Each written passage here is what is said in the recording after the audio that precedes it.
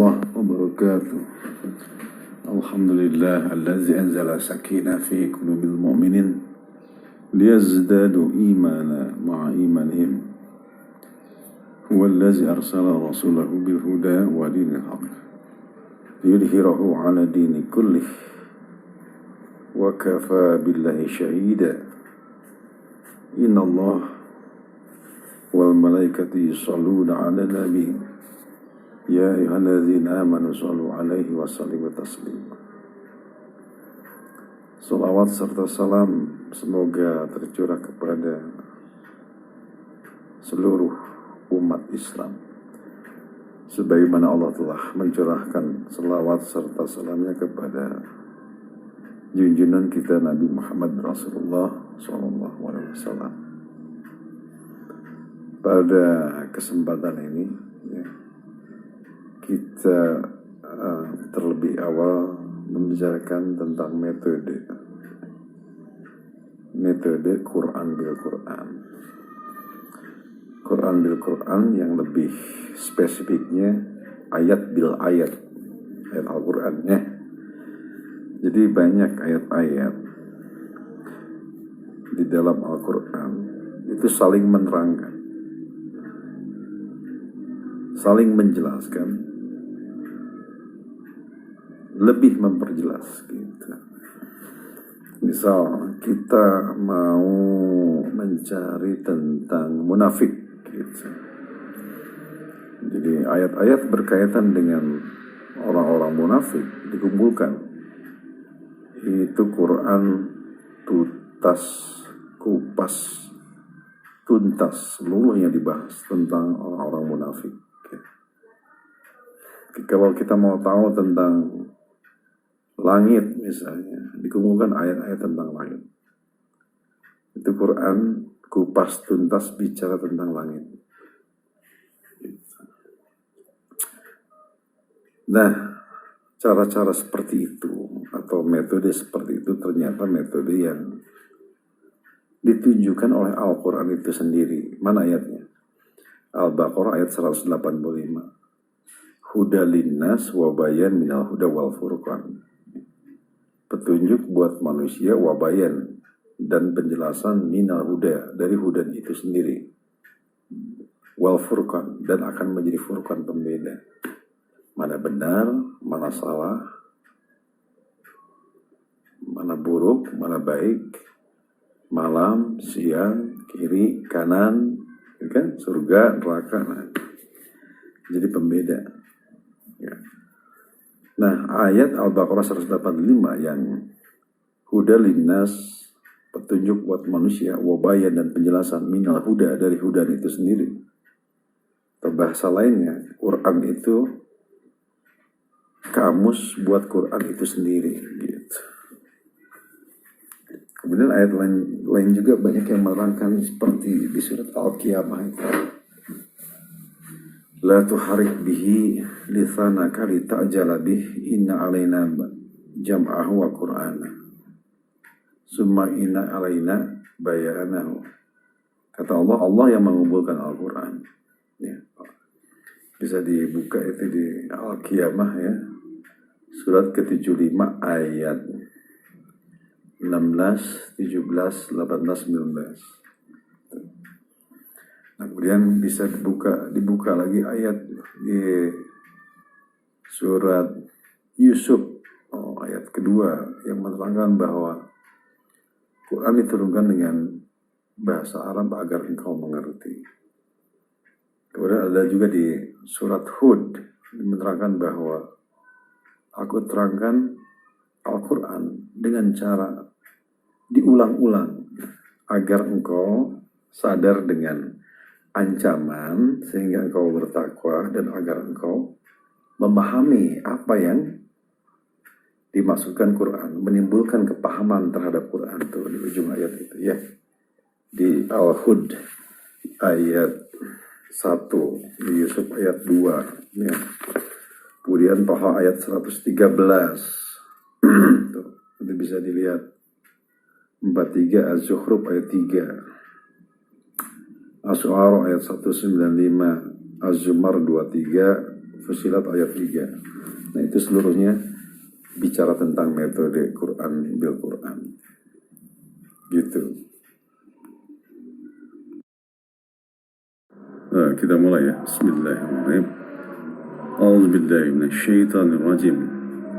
Kul man kana aduwa Jibril fa innahu nazalahu ala qalbika biiznillah musaddiqan lima baina yadayhi wa hudan wa busyra lil mu'minin.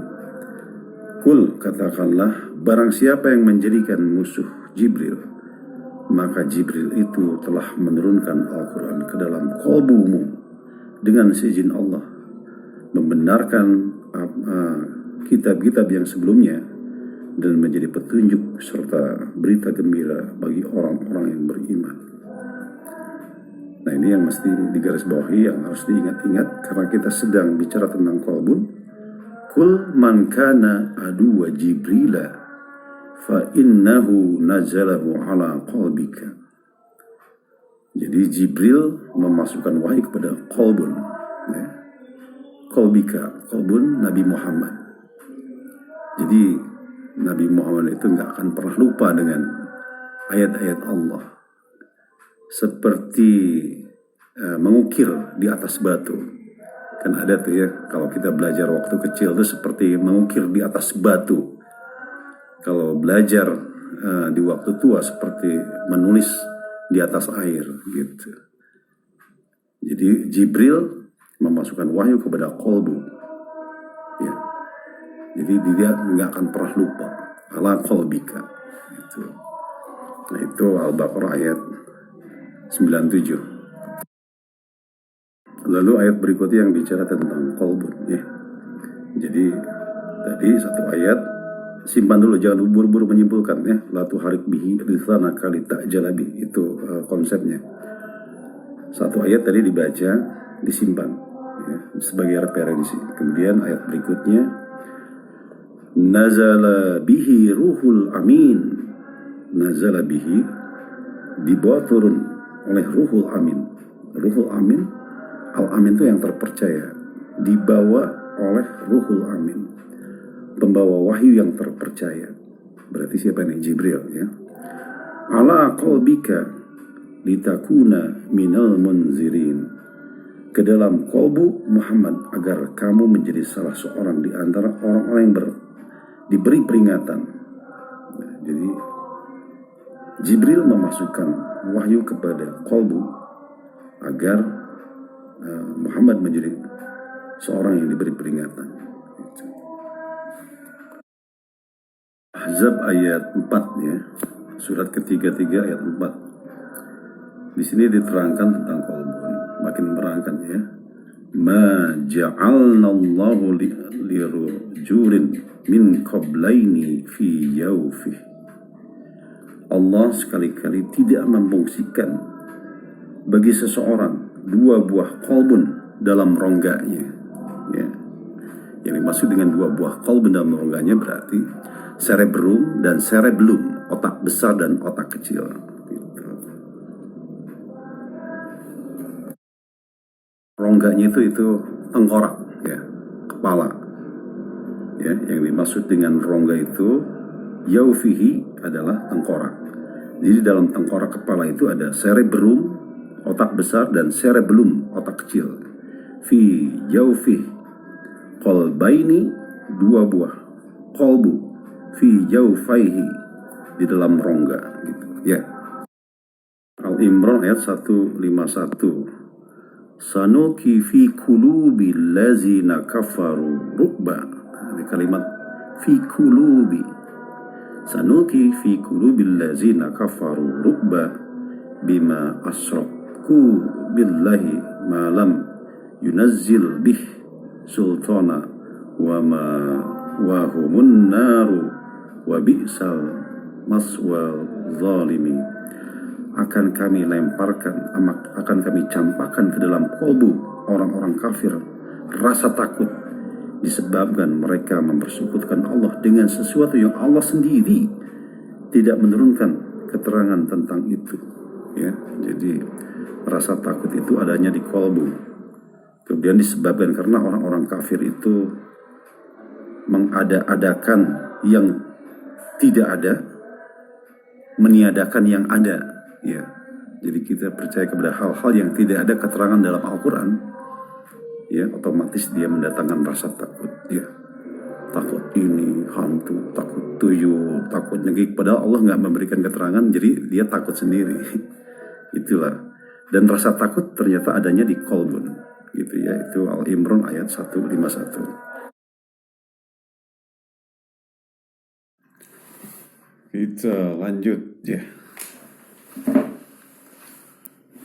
Walaqad zara'na li jahannama katsiran minal jinni wal ins lahum qulubun la yafqahuna biha wa lahum a'yunun la yubsiruna biha wa lahum azanun la yasma'una biha ulaika kal an'am bal hum adall wa ulaika humul ghafilun.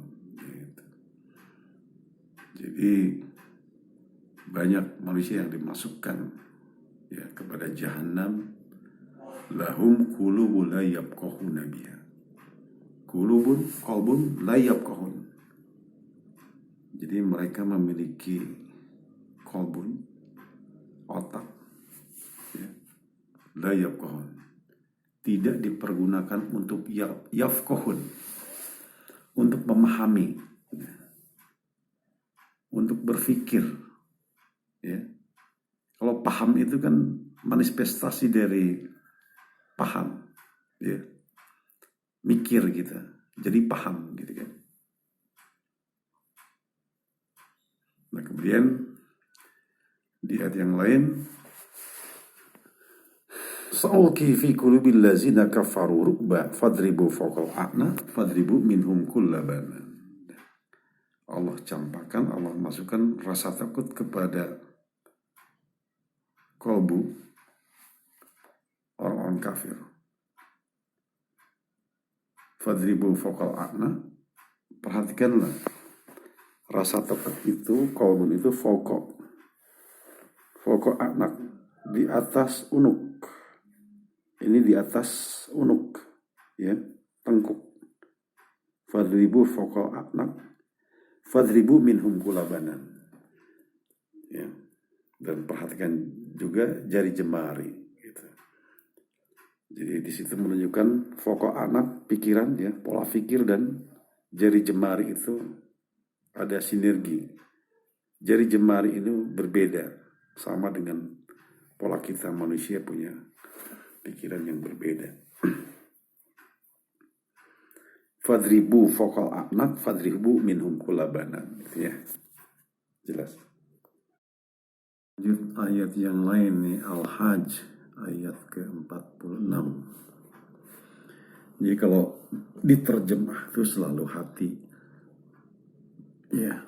Jadi jangan dulu diterjemahkan supaya kita paham keterangan sebelum dan sesudahnya ayat. Al-Hajj ayat surat ke-22 ayat 46. Maka apakah mereka tidak berjalan di muka bumi, lalu mereka mempunyai kolbu. Nah jangan dulu diartikan hati, ya, nanti ini apa belit, ya. Lalu mereka mempunyai kolbu yang dengan itu mereka dapat memahami. Tuh, ini apa tuh? Mereka memiliki kolbu yang dengan itu mereka dapat memahami. Alat untuk memahami itu apa, gitu kan? Kemudian atau mempunyai telinga yang dengan itu mereka dapat mendengar. Karena sesungguhnya bukanlah mata itu yang buta, tetapi yang buta ialah kolbu yang ada di dalam sudur. Nah ini, ya. Jadi kalau nanti kita baca terjemah ini nggak akan ketemu. Kalau baca terjemah nggak akan ketemu, ya. Kemudian kalau kita mau, karena kita sedang mencari kalimat kolbun, jangan dulu diterjemahkan kolbunnya. Kalau di sini kan langsung hati-hati terus, ya. afidah hati, qalbun hati, sodrun hati, fuadun hati. Jadi semuanya hati-hati terus. Ya, jadi lahum qulubu ya'qiluna biha aw azanun yasma'una biha fa innaha la ta'mal absar walakin ta'mal qulub allati fis sudur. Jadi nanti kalau cerebrum dan cerebellum itu kan bagian luar, bukan bagian luar, jadi nanti dia yang menggenggam qalbun allati fis sudur. Jadi si otak itu ada di tengah-tengah sudur. Ya. La ta'mal absar. Ya. La ta'mal fa innaha la ta'mal absar. Ya. Jadi bukan mata itu yang buta. Walakin akan tetapi ta'mal qulub. Miskin asumsi. Ya. Miskin asumsi, kemudian miskin keimanan, keyakinan. Ya. Asumsinya nol, imannya tidak ada, keyakinannya tidak ada. Walakin ta'mal qulub. Jadi buta qalbun itu. Jadi qalbun jongkok, nggak ada isinya. Ya. Allati fis sudur. Jadi si qalbun itu ada di dalam sudur. Nah, sudur juga banyak diartikan hati. Ya. Nah, jadi gitu ya. Ini agak menjelimet. Maka apakah yang mereka tidak berjalan di muka bumi lalu mereka mempunyai hati? Nah, jangan dulu diterjemahkan hati. Mereka mempunyai qalbun yang dengan itu mereka dapat memahami. Tuh, jadi alat untuk memahami itu apa gitu kan? Atau mempunyai telinga yang dengan itu mereka dapat mendengar. Karena sesungguhnya bukan mata itu yang buta, tetapi yang buta ialah qalbu yang ada di dalam sudur. Gitu.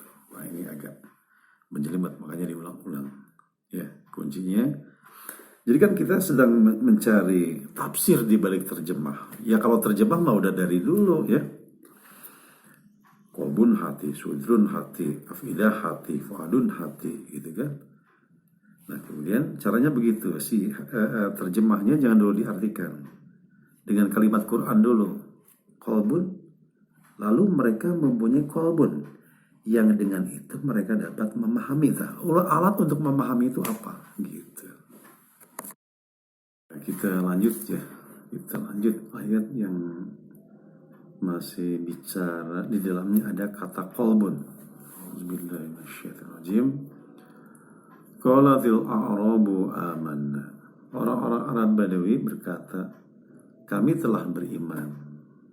Ya. Kullam tu'minu walakin qulu aslamna.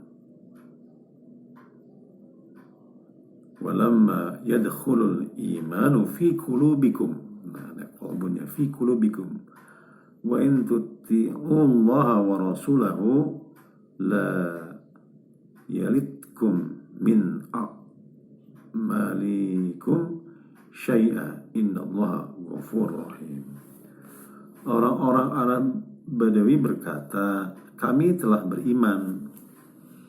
Ya, kata Rasul ya, katakanlah kepada mereka, kamu belum beriman, tetapi katakanlah kamu telah tunduk. Ya, jadi baru Islam. Ya, karena Islam itu aturan dan dia tunduk ya.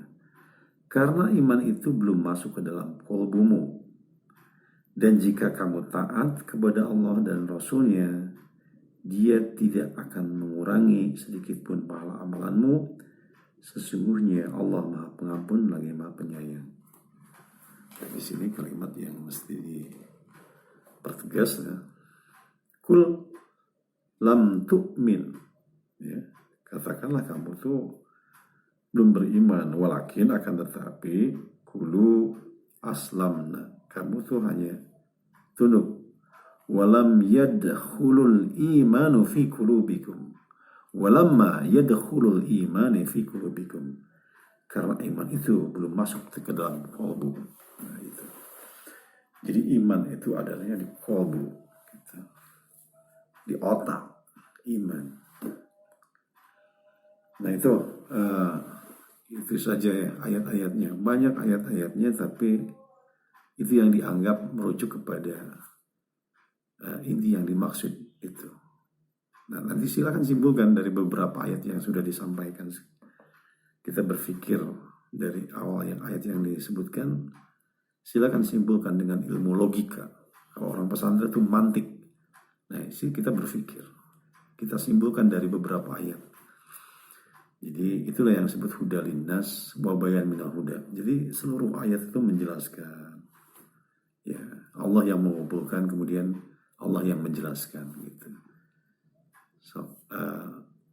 Silakan sebelum disimpulkan dari ayat-ayat itu dikumpulkan, kemudian simpulkan bagaimana itu arahnya. Ya, kesimpulan dari ayat-ayat yang sudah dibacakan. Jadi kolbun itu disebutkan di ayat-ayat, sudah diterangkan ya ayat-ayatnya. Nanti panjang lagi kalau sebutkan ayat-ayat. 1, fungsi untuk memahami. Jadi fungsinya untuk memahami. Nah, kemudian di ayat yang lain takkilun, ya, berfungsi untuk takkilun, berpikir. Ya udah disebutkan ayat-ayatnya. Jadi panjang lagi kalau disebutkan ayatnya. Jadi letak kolbun ada di atas unuk. Nah, kemudian letaknya ada di atas unuk. Ya, leher bagian belakang ini unuk. Fokol anak di atas unuk. Itu letaknya sudah disebutkan oleh ayat ya, yang jelas. Kemudian disebutkan juga ada 2 buah kolbun yang ada di dalam rongga. Ya. Jadi kepala ini, tengkorak ini rongga, di dalamnya itu ada kolbun, gitu. Ada kolbun. Otak kecil, otak besar, ya. 2 buah kolbun, kolbaini. Ya. Kemudian rasa takut itu adanya di kolbun. Iman ada di kolbun. Rasa takut itu ada di kolbun. Jadi kalau kita lihat anjing itu, kita mikir kan, wah ini anjing ini suka ngigit segala macam. Itu otak. Nah kemudian kita tuh lari gitu. Jadi kita paham nih anjing ini anjing gila, nih anjing galak nih, kalau ngigit bahaya kan gitu. Di otak itu paham anjing gila itu bahaya, rabies. Gitu. Nah, kemudian kita tutup dengan sebuah hadis ya. Inna fi jasadil mudghah. Nah ini juga ujuk-ujuk banyak yang nerangkan tentang apa. Inna fi jasadil mudghah langsung diterjemahkan daging. Padahal daging itu bahasa Qur'annya lahm. Ya. Walaqad khalaqnal insana min sulalatin min tin tsumma ja'alna nutfah fi qararin makin. Tsumma khalaqna nutfatan 'alaqah fa khalaqnal 'alaqah mudghah. Fa khalaqna mudghata idoma fa qasana idoma lahma. Itu baru segumpal daging. Tapi ini bicara tentang mudghah. Inna fi jasadil mudghah. Ya. Di dalam jasad manusia itu ada mudghah. Iza sholahat sholat jasadu kullu, iza fasadat jasadu kullu ila wal qalbu. Gitu. Jadi kalau qalbunya sehat, ya, sehatlah seluruhnya. Ya. Jadi qalbu ada saraf-saraf sadar, semua kesadaran ada di bawah kendali kita, artinya kita normal.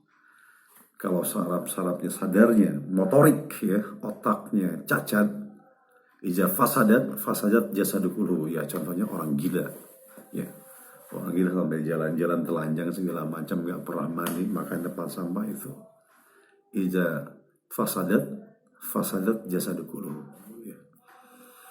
Iza sholahat, apabila sehat ya, konteks fisik ya, konteks ukhrawi penuh asumsi. Iza sholahat jasadu kullu. Iza fasadat, jadi pikirannya itu fasad, rusak, cacat mental.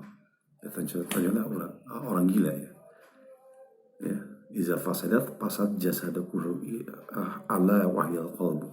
Itu adalah qalbun gitu, otak gitu ya. Jadi kalau orang bertanya mana qalbun dalam Al-Qur'an, qalbun adalah otak sebagai sentral seluruh jasad. Jadi otak itu kan apa ya? Ada 100 miliar ya sel-sel saraf. Kemudian 100 miliar ini terhubung kepada seluruh organ-organ tubuh ya. Kulit sekalipun. Jadi ada sensorik secepat kilat kepada motorik. Kemudian diperintahkan ada melalui sel saraf respon. Jadi kalau api ini menyentuh, di sini ada saraf sensorik secepat kilat kepada motorik. Nah ini jadi otak itu adalah ada 100 miliar sel saraf. Kemudian dengan cepat dia akan menolak, merespon. Jadi otak itu kumpulan dari miliaran sel saraf gitu ya, dan menjadi sentral. Loop itu sentral, pusat. Jadi kalau apidah itu keseluruhan, kemudian sudur itu otak, kemudian dalam otak itu ada kolbun. Nah itu. Jadi loop itu adalah kulub, loop itu adalah inti otak gitu ya. Itu aja cukup dulu ya. Nanti bisa ditambah referensi. Kenapa tidak diartikan hati? Karena hati yang ini, yang ada di dalam dada ini fungsinya untuk apa? Menyaring darah, ini kan memproduksi darah, itu hati di situ. Bukan untuk berpikir. Ya, nah itu. Jadi ketika kita bicara Quran bil Quran, ya, ilmu-ilmu lain pun itu membackup, menjelaskan. Jadi hati yang di sini itu bukan berfungsi untuk berpikir, tapi untuk menyaring darah, memproduksi darah gitu. Di antaranya, silahkan aja cari referensinya. Kan? Jadi Quran bil Quran itu termasuk dilibatkan juga seluruh keilmuan. Nah kemudian kita nanti cari referensi otak di dalam aplikasi banyak YouTube segala macam, itu jelas ya. Jadi Quran bil Quran itu bukan hanya terbatas dari kauliyah, tapi kauniyah. Seluruhnya kita pelajari. Ya, udah disebutkan di awal. Itu ya, jadi kolbun itu adalah inti otak.